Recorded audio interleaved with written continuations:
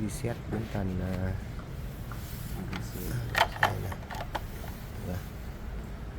set biến tần ABC này, đưa vào B7 này, 00 này.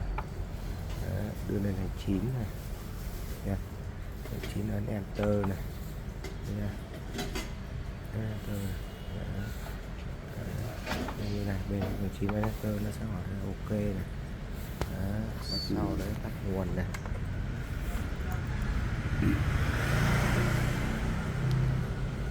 Nguồn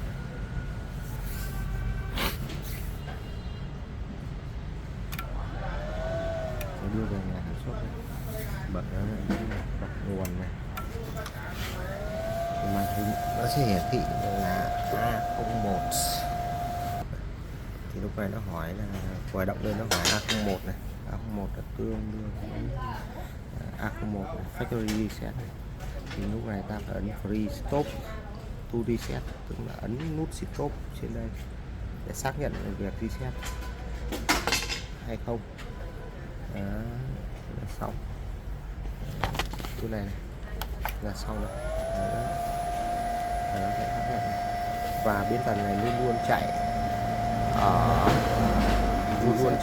reset là luôn luôn chạy bằng lệnh chạy ngoài, mặc định là chạy ngoài. Ví dụ như là forward review này đấu với LND hoặc là 10V đấu với AI1 là luôn luôn mặc định.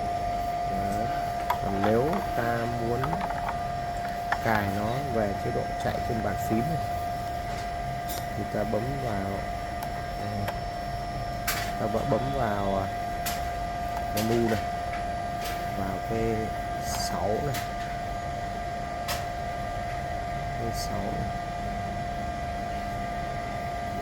chấm 31 này.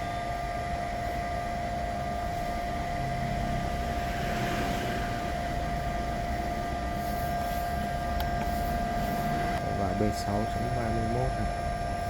Dạ. Cho thành 1